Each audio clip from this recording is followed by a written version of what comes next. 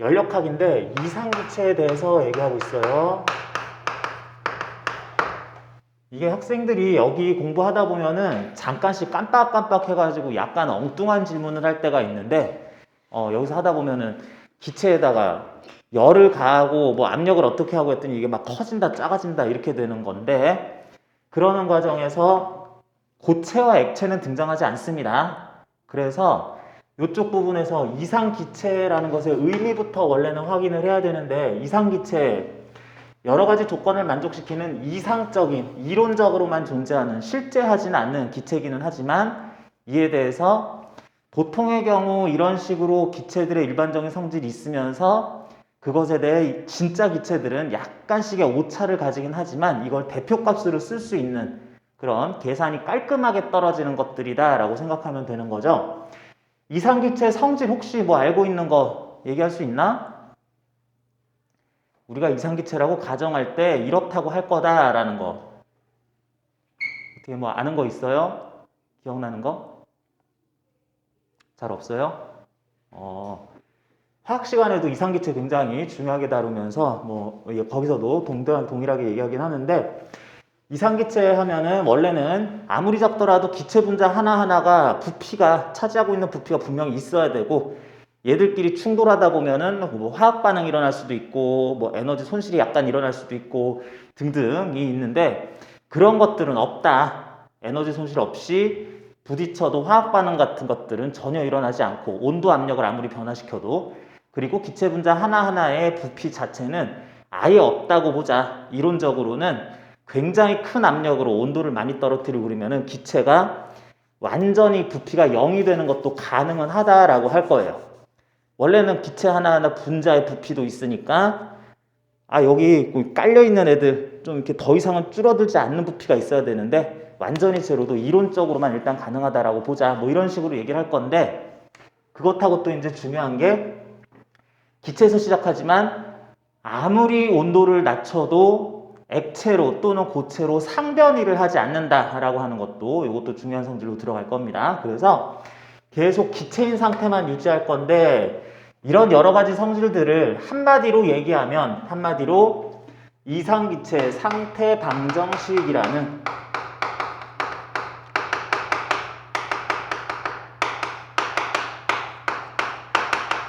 방정식이라기보다는 관계식이라고 하는 게 더 맞을 것 같은데요. 어쨌든 등호 들어가니까 뭐 방정식이라 칩시다. 이상기체 상태 방정식이라는 것을 언제나 한순간도 빠짐없이 늘 만족시키는 기체를 이상기체라고 얘기를 하자. 이렇게 정의를 하자. 그러면은 이상기체 상태 방정식은 뭐냐?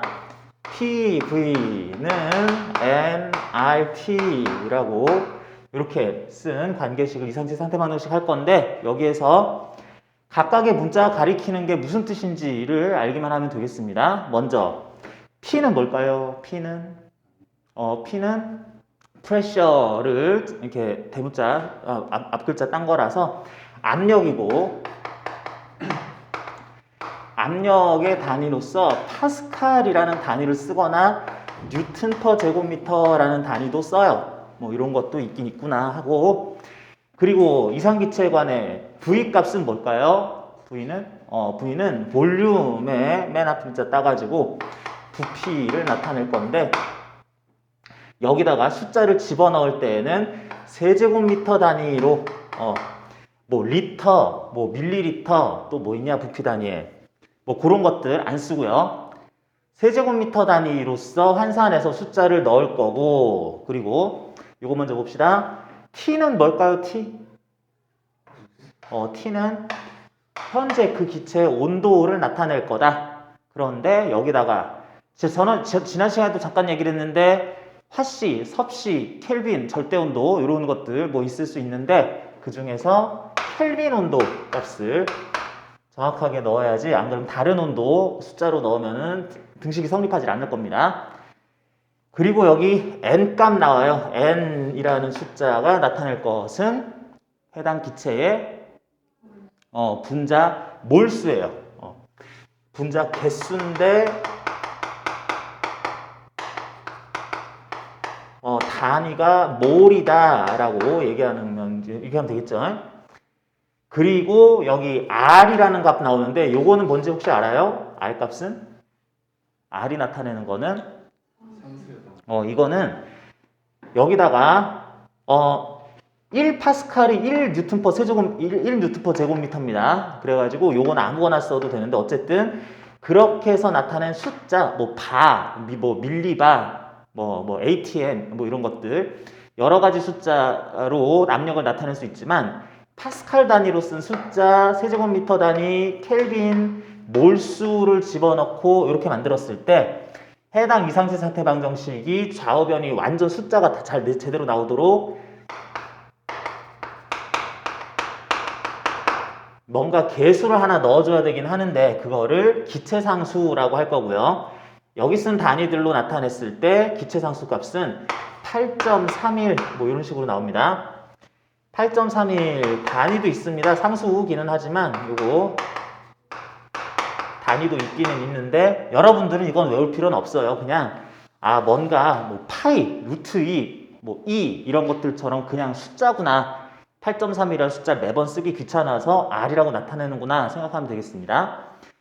여러분들이 아는 이상기체 상태 방정식이 요거하고 이제 약간 비슷하게 하지만 약간 다른 형식으로 나타낼 때도 있긴 있어요. 그럴 때 이제 단위를 바꿔서 쓸 때는 그렇게 되는데 그럴 때는 여기 R 값도 이게 다른 단위를 쓰네 그랬을 때는 바꿔서 써줘야지 되는 경우들도 있다.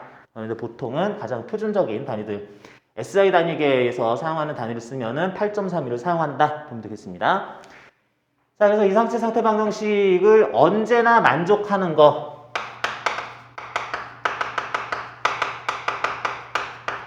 것을 이상기체라고 할 거고 우리는 이걸 다룰 텐데 여기에도 보는 것처럼 V라는 값이 나옵니다. V라는 값, 볼륨, 부피가 나오는데 이 V 값이 나온다는 건 무슨 뜻이냐? 이상기체를 내가 적절한 부피만큼을 따로 잡아서 N몰만큼만 다루겠다라는 뜻이에요. 나는 어떤 용기, 플라스크, 실린더 속에 이상기체를 넣어서 딱 N몰만큼 V 세제곱미터만큼을 제한해서 이것들을 관측하겠다라는 거다. 무슨 얘기냐면 여기에 쓰는 이 공식에다가 넣을 때 그냥 뭐 한반도 뭐쯤에 상공에 있는 공기들 다 이렇게 하면 부피가 정확하게 확정적이질 않잖아요. 그렇게 하질 않고 요만큼 안에 들어있는 것만 N몰만큼 현재 부피 V세제곱미터 P 파스칼 압력, T 켈빈 온도인 이 상태의 것들을 내가 조작을 하겠다. 그럴 때 이상기체가 들어있는 용기를 실린더라고 부릅니다. 그리고 여기 외부와 차단시켜 놓고 격리시켜 놓은 요 칸막이 요거를 피스톤이라고 하죠. 피스톤인데 여기다가 이제 손잡이도 달아놓고 뭐 그렇게 할 거예요. 아니면 뭐 손잡이 없을 때도 있고 이렇게 한 상태에서 이제 이것들의 그 움직임이 어떻게 나타낼지 관측도 하고 온도도 새로 재고 뭐 이렇게 할 거다. 요게 이제 우리가 하는 실험들일 거다라고 생각하면 되겠는데 여기서 그래서 부피 있고 여기 구멍이 뚫리지 않았기 때문에 기체들이 어디 빠져나가거나 들어가지는 않을 거예요. 여기 구멍이 살짝 뚫려서 잠시 뭐 이 상태를 유지하다가 지금부터는 기체가 몇 몰 더 들어오고 피스톤 눌렀더니 얼마 빠져나고 이런 것들은 고등학교 교과 과정에서는 안 할 겁니다. 대학 과정에서는 한다는 얘기죠. 그러면서 무슨 정상 상태, 스테디 스테이트라는 것들 또 잡아가지고 이게 이 부분에 한해서는 뭐 단위 부피당 이런 것들 또 계산하기 시작하는데 그런 것들은 일단 안 할 거라서 전체적으로 일단 얼만큼 부피, 압력, 온도 상태를 딱 잡아놓고 N몰 거기에 R은 원래 상수값이니까 요거까지 보면은 일단 실험하는 와중에는 이거 두 개는 상수 취급을 하면 되겠죠. 변하지 않는 숫자 취급을 하면 되는데 그러면 나머지들 간의 관계에서 P, V 두 숫자의 곱은 T와 같다라고 하는데 여기에서 이렇게 생각할 수 있습니다. P가 일정할 때에는 압력이 일정할 때에는 부피 온도가 2배, 3배, 절반, 3분의 1, 4분의 1 하는 것들이 똑같이 가겠죠. 절대 온도 기준으로 했을 때. 이게 뭐예요? 압력이 일정할 때 부피와 절대 온도는 정비례한다. 이게 뭐예요? 요게 샤를의 법칙이죠.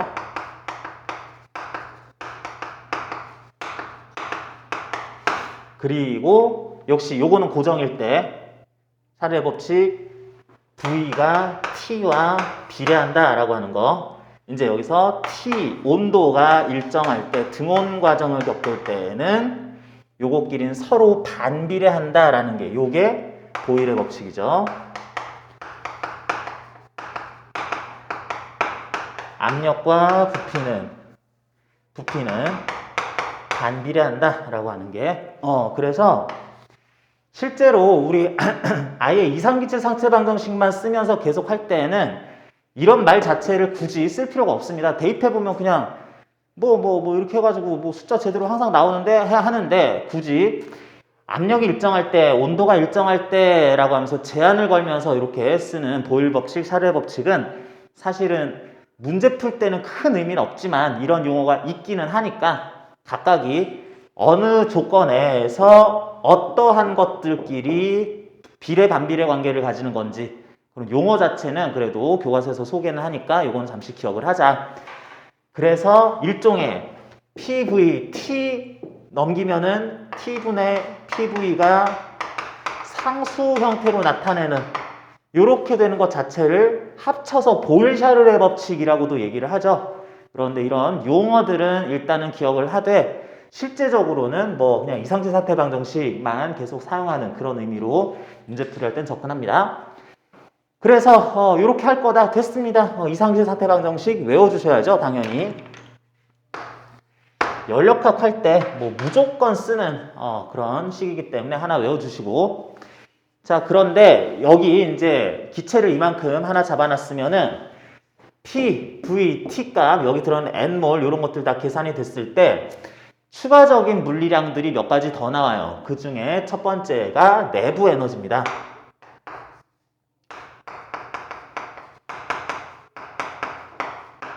내부 에너지 보통 U, 대문자 U로 많이 쓸 거고요.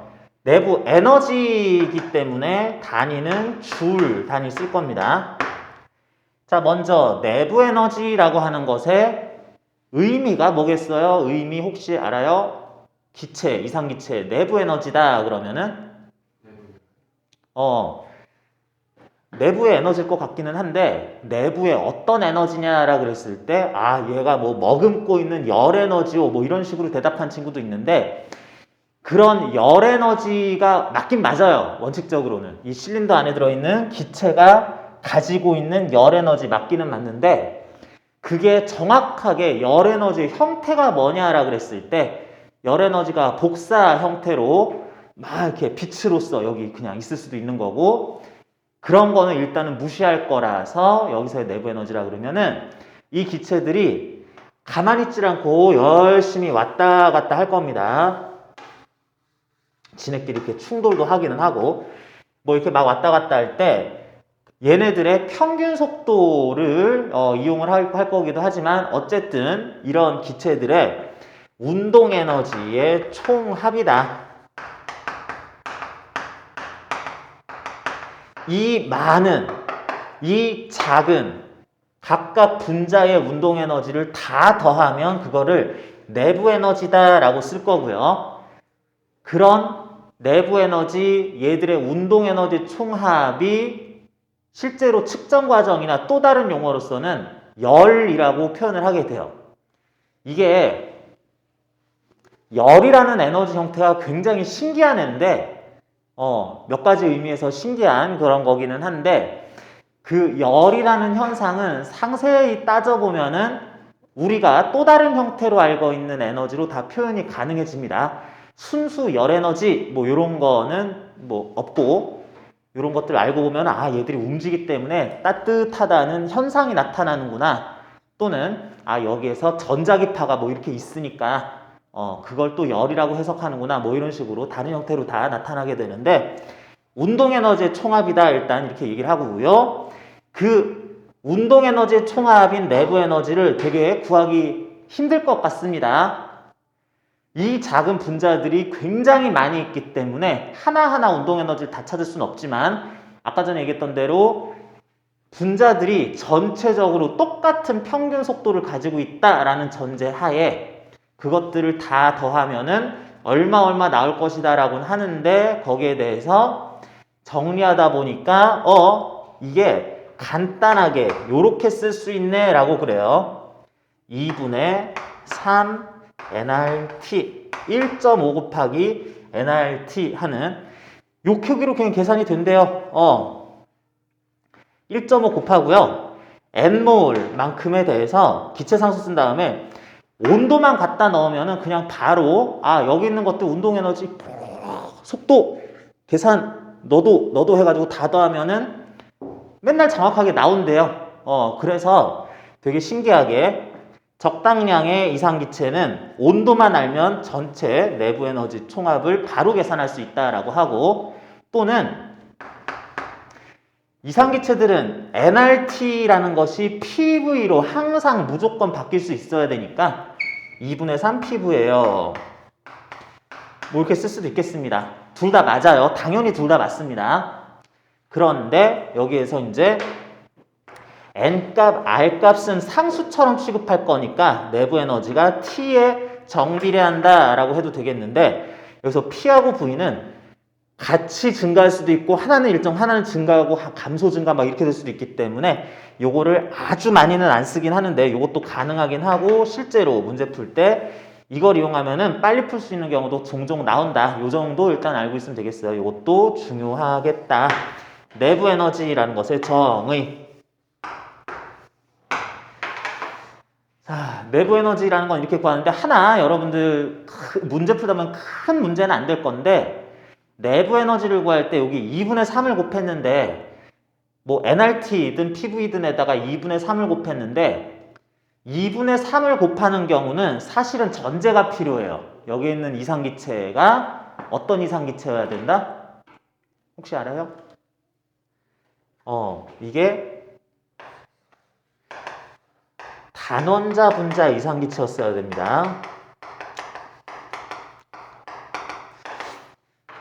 이상기체 조건을 만족하긴 하지만 분자 하나하나가 단독 한 개의 원자로 이루어진 분자, 두 개로 이루어진 분자, 세 개로 이루어진 분자, 세 개, 네 개부터는 이제 그 구조도 문제가 되죠. 세 개였을 땐 이거에 뭐 이렇게 꺾인 형이냐, 이거에 뭐 이렇게 대칭형이냐, 뭐 이런 것도 문제될 수 있고, 각도도 꺾인 형일 때 각도도 문제될 수 있는데, 이것부터 시작해가지고 그런 것들 때문에 발생하는 자유도 문제가 좀 생깁니다. 그러는데 2분의 3 아니라 바뀐 형태에서는 2분의 5, 2분의 6, 2분의 7, 2분의 9 뭐 이런 것들도 쓰기는 하는데 그런 거 없이 단순하게 그냥 분자 하나하나는 그냥 이거야 라고 그랬을 때는 단원자 분자로 취급을 할 때만 가능하긴 한데 우리 고등학교 교과 과정에서는 단원자 분자 이상기체만 다루어요. 아주 특별한 말이 나오지 않는다면. 그런데 이렇게 하는데 얘는 이원자 분자 이상기체야 라고 하지만 않는다면은 3원자 분자 이런 얘기 하지만 않는다면 그러는데 그런 경우는 그냥 안 나옵니다.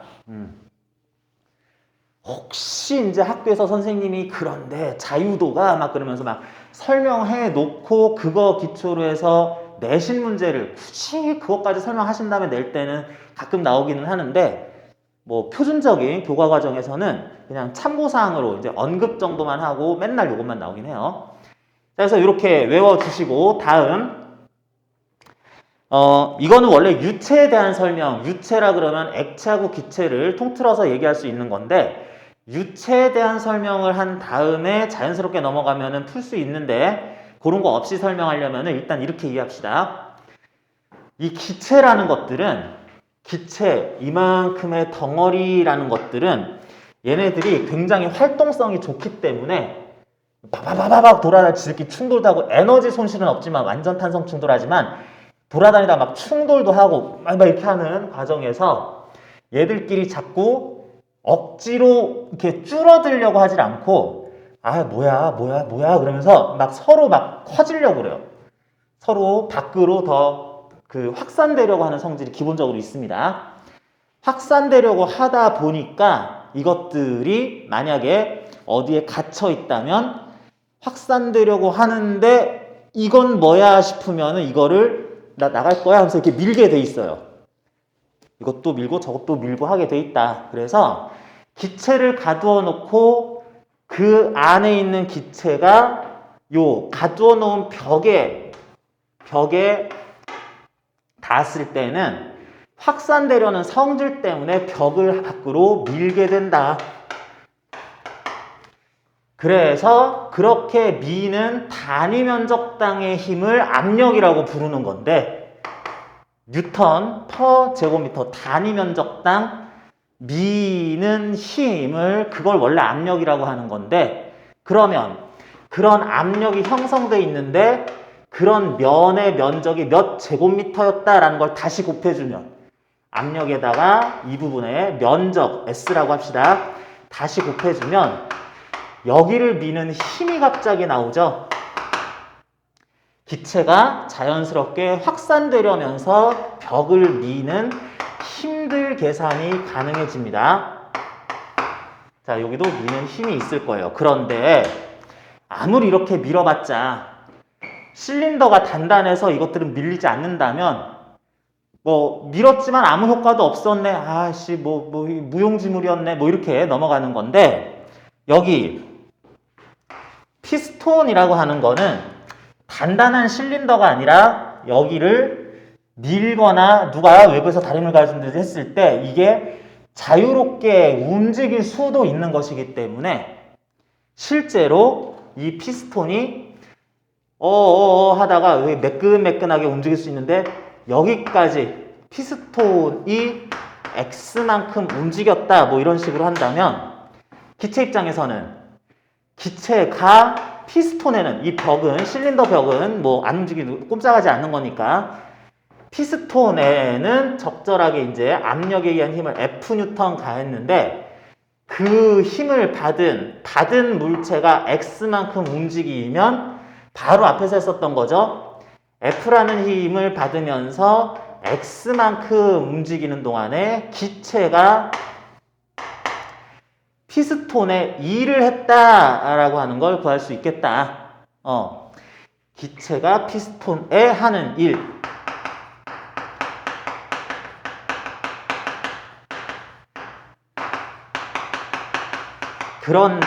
그런데 이 기체가 압력을 가지고 있으면서 피스톤의 면적을 곱한 만큼의 힘을 가하고 있을 거기 때문에 F는 기체 압력 곱하기 피스톤의 면적 해야 되다 보니까 FSX라고, FX는 PSX라고 쓸 수 있겠네요. 근데 SX가 뭐냐? 면적 곱하기 이동한 거리 하다 보니까 이게 어떤 면적 곱하기 요쪽만큼의 길이, 요거 뭐 기둥 형태의 뭐 원기둥일 수도 있고 사각기둥일 수도 있고, 요것의 부피가 되는 거죠. 요 부피를 기체가 차지하는 부피의 변화 부피 변화만큼이라고 델타 V 이렇게 쓴다면, 이 일을 압력 곱하기 기체의 부피 변화량 해가지고 W를 P 델타 V 이렇게도 쓸 수 있겠다. 그래서 기체가 피스톤에 하는 일이라는 이런 물리량도 또 하나 정의를 합니다.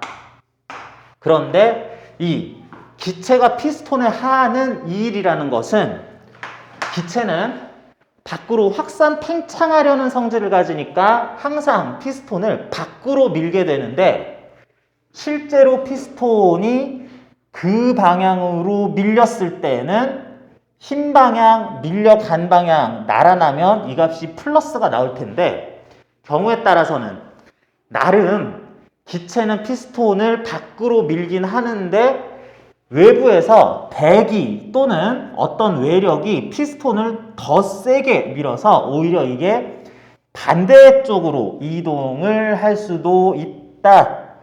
힘을 가하는 방향에 대해서 힘받은 물체의 운동 방향이 변이가 반대가 된다면, 둘 사이 각도가 180도라고 한다면 그 힘이 피스톤에 한 일이라는 거는 음수값이 나올 수도 있겠죠.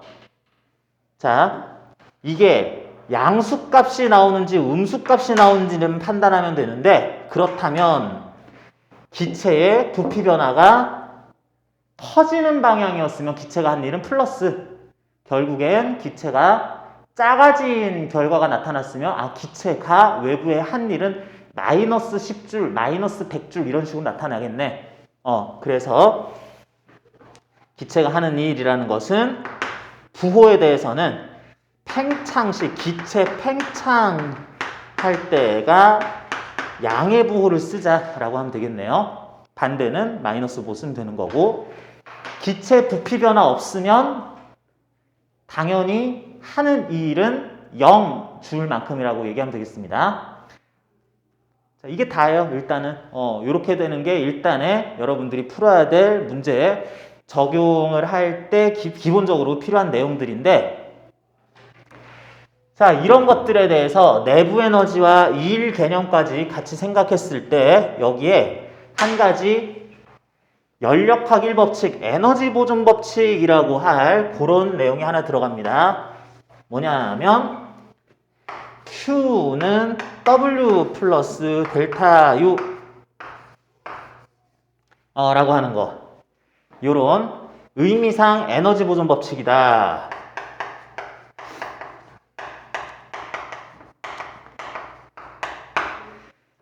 경우에 따라서는 이거 그냥 이해만 하는 건데 Q-W가 델타 U다.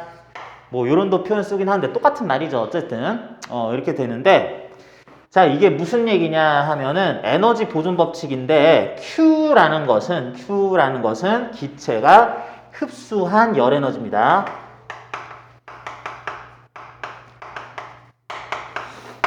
기체가 흡수한 열 에너지, W는 기체가 외부에 한 일, 델타 U는 내부 에너지가 아니라 내부 에너지의 추가적인 변화량, 증가 또는 감소한 만큼이 델타 U가 되는 건데, 자, 이걸 에너지 보존 법칙이라고 하는 이유가 뭐냐면 원래 상태의 기체에다가 열을 가하면 열 형태의 에너지를 내가 흡수했는데, 얘 입장에서 열 에너지 형태를 흡수를 하면은 그만큼 이걸 어디다 쓰지? 그랬을 때 내부로 일단 들어왔으니까 나의 간직하고 있는 내부 에너지가 증가했다라고 하면 되겠다.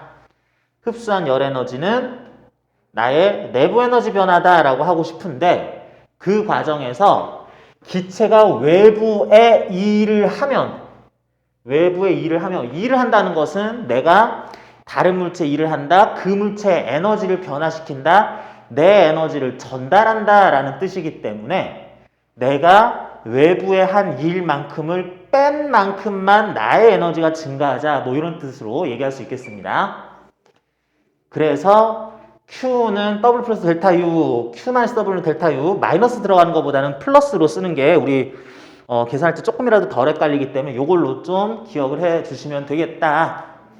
자, 그러는데 이제 실제 문제들의 형태가 어떻게 나오느냐라는 걸 좀 볼 겁니다.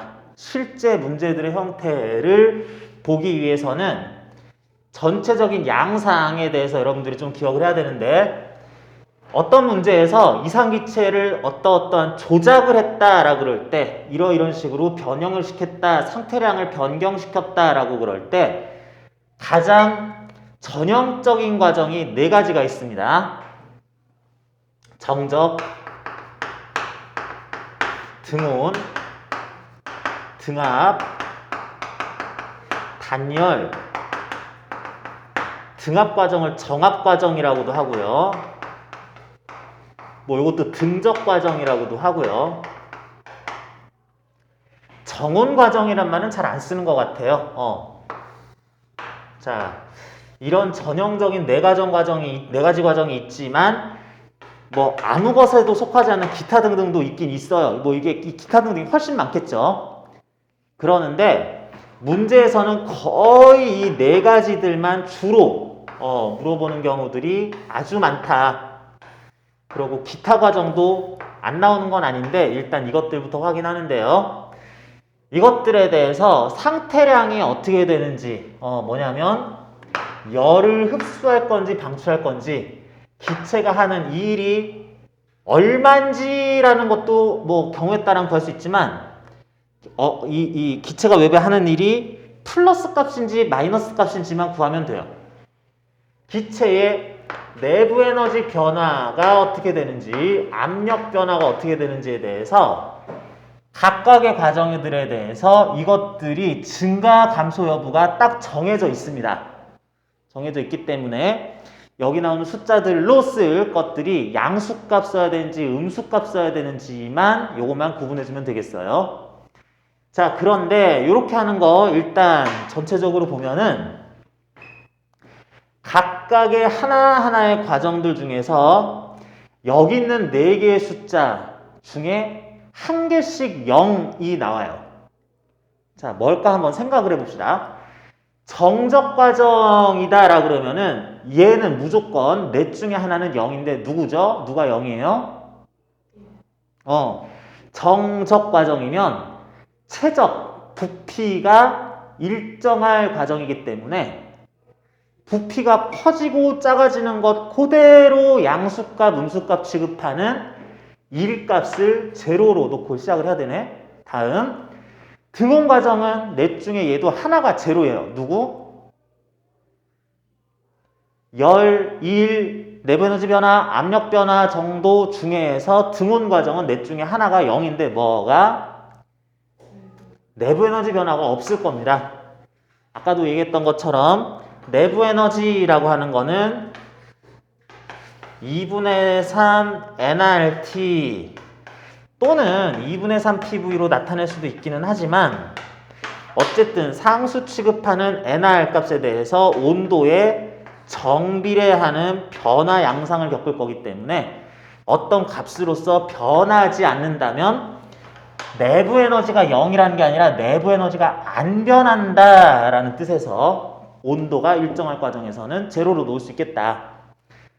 뭐 이거는 등압, 정압, 압력이 일정하면서 또 다른 게 변할 과정이라고 해야 되니까 압력 변화 델타 P, 압력이 0파스칼이라는 얘기가 아니라 한번 정해진 압력이 추가적인 변화가 없다. 델타 변화량에 대한 얘기니까 이렇게 쓰고요.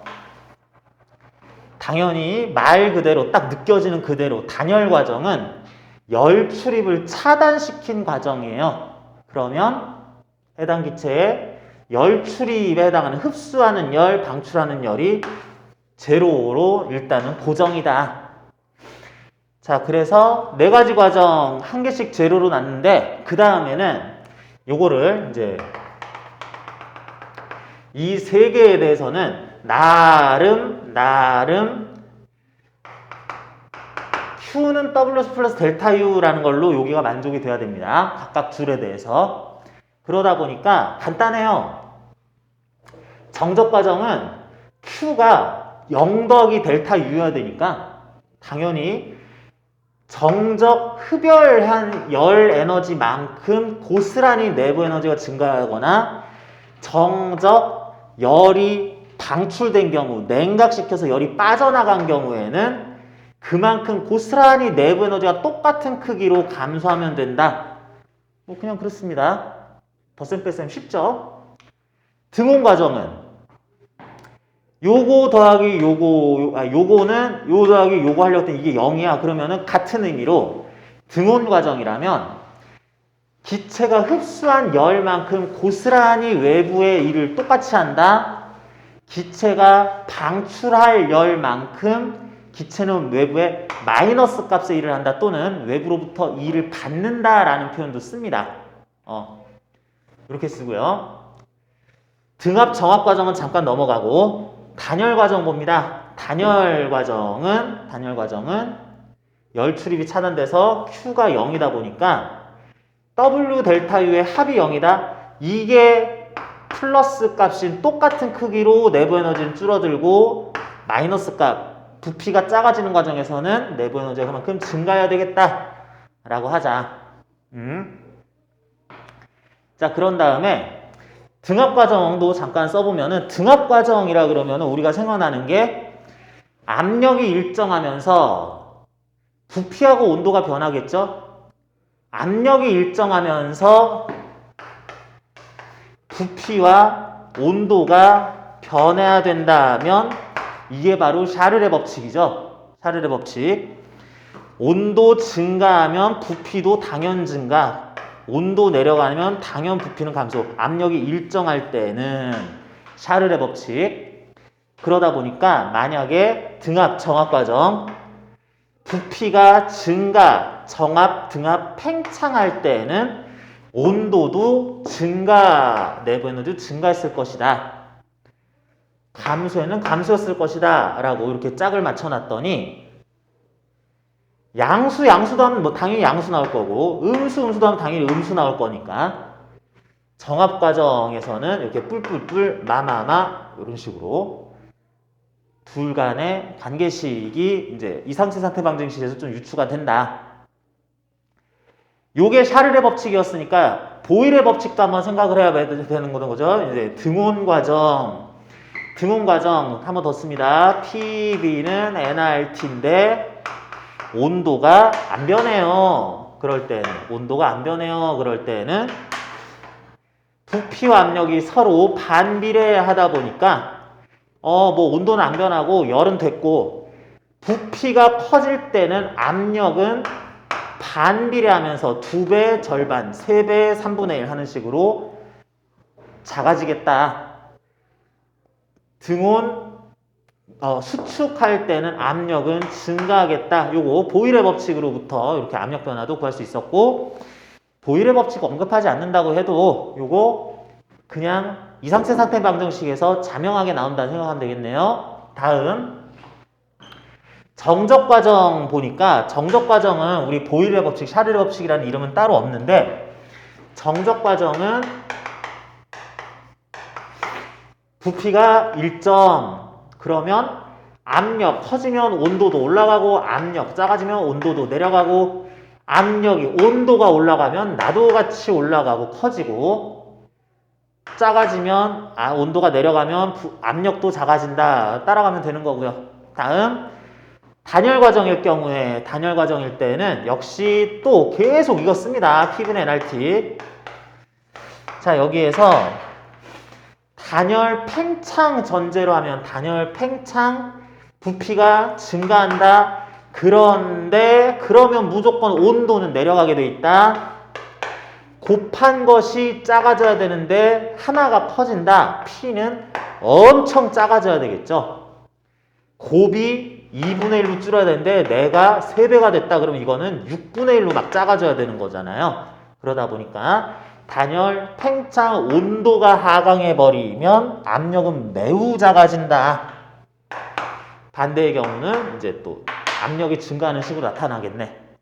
라고 하는 요런 식으로 이제 표가 하나가 있고 어디까지나 이거는 문제에서 아주 자주 나오는 전형적인 과정이기는 한데 기타의 경우들이 없는 건 아니지만 진짜 이건 엉망진창입니다.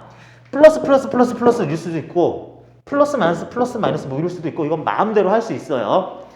열 잘 조절해서 넣고 내가 여기에서 밀고 당기기 뭐 이렇게 살살 어떻게 잘하면은 아무렇게나 조합이 나올 수도 있습니다. 자 그러는데 이렇게 되는 과정에서 어떤 것들이 뭐 일단은 전체적으로 전형적인 4개 과정 중에 하나인가 그러면서도 윗줄 아랫줄 어떤 부호 세트를 만족시킬 상황인가 라는 것만 여러분들이 채울 수 있으면은 즉 4가지 과정에 대해서 또 4가지의 부호들을 그냥 다 지워놓고 채운다라고 그랬을 때 수월하게 넣을 수 있느냐 그것만 연습해 놓으면은 뒤에 연력학 나오는 문제들의 80%는 이미 다 푼 거나 다름이 없습니다. 문제 조건에서 항상 이 중에서 지금 요거였구나 그런데 이거였구나 요건데 이거였구나 그 중에서 어떤 거 이게 물어보는 식으로 그렇게 결국은 다 이 안에서 해결이 될 것들이 대부분이기 때문에 요런 표 지워놓고 부호 싹 다 채우는 거 아니면 귀찮으면 둘 중에 이 윗줄만 채워도 나머지는 반대되니까 요것만 논리적으로 내가 머리로 생각해서 이거 외우는 거 아니에요. 나도 못 외워요. 응? 나는 거의 외워요. 나는 하도 해가지고 외우긴 하는데 원래 외우는 것까지는 아니고 그렇게까지 할 필요는 없고 이렇게 아니 뭐 씩 더해서 PV NRT 뭐 집어넣으면 되지 하면 이제 금방금방 나오니까 요것만 여러분들이 할 줄 알아도 큰 문제 없겠다. 아이고 한꺼번에 다 요거 정리된 거 읽어봅니다. 76쪽 이상기체 아이디얼 가스라고 하는 것은 기체 물리량을 실제적으로 계산하는 데 있어서 대표값으로서 사용할 가상의 기체를 얘기를 한다. 이상기체 상태 방정식 PV는 NRT를 언제나 만족할 거다라고 하고요. 기체는 일정한 온도에서 라 그러면은 부피와 압력이 반비례할 거기 때문에 요거 보일의 법칙 얘기하는 거고 샤르의 법칙이 일정 압력 상태에서 온도와 부피가 비례할 거다라고 하는 거. 내부 에너지, 압력, 정의, 뭐 식으로 나타낼 때 이런 것들 쭉 밑에다가 얘기했던 것들 다시 한번 정리해놨고 상태량 관계식 P분의 NRT 이상기체는 항상 이걸 만족해야 된다. 변화량 관계식 흡수한 열만큼 E를 밖으로 하고 내부 에너지의 변화를 또한 동반하게 된다. 그래서 밑에 뭐 적분 형식으로 1도 나타냈는데 뭐 됐고 부피가 커질 때 W 값을 양수로 사용하자. 내부 에너지는 의미는 요건 좀 알아야 돼요. 기체 분자 운동 에너지의 총합인데 온도 상승 시에 내부 에너지 변화를 양수로 쓰겠다 라고 하는 거 요것도 여러분들 쭉 얘기했던 거 정리되어 있는 그대로입니다. 연력학 1법칙 에너지는 형태를 바꾸는 건 가능하지만 그 총량은 변하지 않는다. 그러는데 기체는 열의 흡수를 통해서 내부 에너지 증가하고 열의 방출을 통해서 내부 에너지가 감소하는 게 맞긴 맞는데 그 과정에서 일을 한다면 외부에다 일을 한다면 그만큼 나의 내부 에너지 충분한 증가가 안 될 것이다. 의미상으로는 밑에 식을 이렇게도 쓰지만 Q는 W 플러스 델타 U라고 이렇게 쓸 거고요. 연력학 2법칙이라는 것이 뭐 여러 가지 표현도 있긴 있는데 뭐 요거는 여러분들 엔트로피 증가의 법칙 뭐 이런 말로 많이 알고 있을 겁니다. 요거에 대해서는 문제에서는 아주 상세하게 얘기하진 않고 그리고 연구기관이다 라고 하는 거는 연력학 1법칙 1종 2종 나눠서 1법칙 또는 2법칙을 위배하는 장치 기관이라고 해야지 되겠고 뭐 그냥 그런데 문제 풀 때 제일 중요한 거는 밑에 나오는 표 여기 부호들 싹 다 채울 줄 아는 거 이걸 할 줄 아느냐 마느냐가 이제 거의 문제들을 뭐 일일이 풀 필요가 있냐 없냐 이걸 좀 가늠하는 이런 좀 중요한 내용 되겠습니다. 자 그리고 열기관이라는 거 또 나오는데 열기관이 뭔지 간단하게 좀 알아본 다음에 이어서 문제 몇 가지 풀어보고 정리해 볼게요. 자, 열기관이라고 그러는데 일단 열은 열인데 기관이 뭐니? 기관? 기관 무슨 뜻이지? 기관이라고 하면은 우리말에 기관의 동의어가 되게 몇 가지 매우 널리 쓰는 기관 동의어들이 있죠. 무슨 뭐 행정기관, 머시기 하는 기관 그래가지고 그 어떤 조직 뭐 이런 거 뭐 사회 조직 얘기하기도 하고 생명과학에서도 기관이란 말 나오죠. 기관 세포 순서가 어떻게 되지? 조직 다음에 기관인가? 동물식물에서 세포 조직계 기관 세포 조직 기관 기관계 뭐 이렇게 나가잖아. 몰라요? 잘 몰라요? 옛날에 나 고등학교 다닐 때 그럴 때 했던 그 기억을 하면은 그래서 기관, 기관계 뭐 이런 식으로 이런 그 생명체의 수준을 이렇게 가장 적은 세포 수준부터 이렇게 이 정도로 기능성에 따라서 이렇게 하다 보면 이것도 나오는 것도 있고 또 생명과학의 기관이 하나 더 나오죠. 뭐 기관지 그럴 때 그 호흡할 때 공기가 들락날락하는 그거를 이제 기관 그 계통을 기관지 이렇게 얘기하기도 하고 그러는데 여기서 얘기하는 기관이란 뭐다? 여기서 얘기하는 기관이란 엔진이에요, 엔진. 영어로 엔진입니다. 여러분, 기관차 있잖아요, 기관차. 기관차의 기관이 무슨 뜻인지 알아요? 기관차 그럼 우리 그게 막 기차 큰 거, 막 이렇게 그런 거 생각하는데, 기관차의 기관이 엔진차예요. 그러면 기관차 말고 또 무슨 차가 있길래? 엔진을 이용해서 굴러가게 하는 차, 기관차 말고 또 뭐가 있겠냐? 말이 끌어당겨서 움직이는 차가 있겠죠? 그게 마차고요. 소가 끄는 게 있겠죠? 그거는 우마차, 우차 이렇게 되고요. 일반 우마차 이렇게 되는 거고. 그래서 기관차 그러면은 사실은 그 기차 얘기하는 게 아닙니다. 기차가 아니라 엔진 장치를 이용해서 굴러가게 되는 생명체, 말, 소가 끄는 거 아닌 거, 개가 끄는 거 아닌 거, 뭐 이런 거를 기관차라고 할 건데, 보통 떠올릴 때는 기관 중에 열기관, 증기기관 떠올리면서 증기기관 차, 그 모습 이렇게 할 거고, 전기의 힘으로 굴러가는 것도 사실은 그것도 기관차예요. 어떤? 전기기관차예요. 전기기관, 모터, 전기기관인데 여기서 볼 것은 엔진, 연료를 투입하면 어떤 일을 효율적으로 어떤 일 능률을 나타내게 할 그럴 엔진의 연료를 열로 쓰는 거를 열기관이라고 하자. 전기기관 아니고 열기관이다 라고 할 건데, 그 열기관이라는 거는 정말 대충 그려보면 이렇게 됩니다. 열기관이라는 뭐가 있다 치자. 여기에 열을 집어넣어야 돼요. 열, QH라는 열을 집어넣을 겁니다.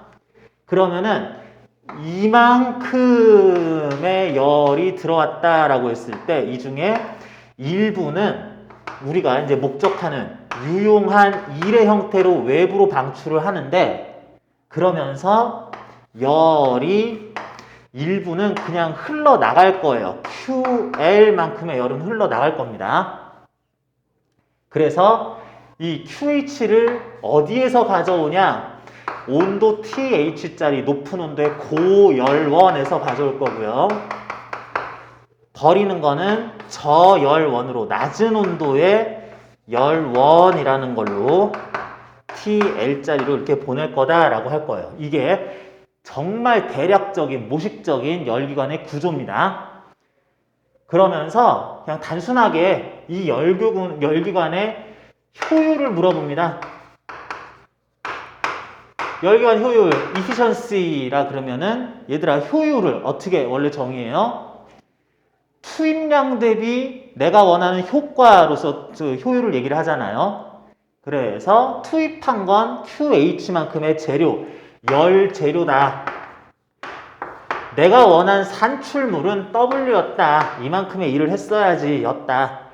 그런데 투입한 열 에너지량 그 중에 이만큼은 그냥 폐기열로 빠져나가게 해야 된다면 W는 QH-QL로 나오니까 라는 것은 1-QH분의 QL이라고 나타낼 수 있고요. 요거는 그냥 원래 열 효율입니다. 요거는 그냥 원래 열 효율. 그러는데 이상적인 경우다라고 하는 거는, 그런데 추가 조건, 이렇게 열 전달이 일어나면서 열기관이 작동하는 과정에서 엔트로피 증가가 없다면 이렇게 좀 어려운 말을 하긴 할 건데, 이런 조건이 추가되면 요 열 효율에서 QH 대 QL의 비율이 열원들의 절대 온도 비율을 따라가요. TH 대 TL하고 똑같아요. 그래가지고 1-TH분의 TL이다 라고도 쓸 수 있을 거다 라고 합니다. 요거는 이렇게 열들이 막 전달하는 과정에서 원래는 엔트로피가 쭉쭉 증가하는 것이 일반적인데, 정말 이상적이고 완벽한 경우라서 이 법칙적 최대 효율을 나타내는 경우라고 표현을 하는데 어쨌든 엔트로피 증가 없는 특이한 경우, 아주 이상적인 경우에는 TH분의 TL로 QH분의 QL을 이걸 바꿀 수 있다 라는 이런 용어까지 여러분들 78쪽에 있는 거 정리할게요. 열기관, 열 흡수해서 그걸로 2를 만들어내는 거, 온도 흡수, 고열원에서 온도 이런 데서 열 흡수, 저열원으로 QL만큼 방출, 그 과정에서 차이를 1로 생산, 열 효율은 이러이러하는데 과정에서 엔트로피 증가가 없다면 efficiency, 이 열 효율은 1-TH분의 TL이다 라고도 쓴다. 자, 요 정도 일단 알면 되겠습니다. 관련해서 79쪽부터 해서 여기 연습 문제 조금 있는데 요거 여러분들 몇 가지는 문제 지금 같이 풀어보고 나머지는 숙제로 해오면 되겠는데요. 요거는 잠시 쉬는 시간 좀 가진 다음에 이어서 봅시다. 잠깐 쉬었다 갈게요.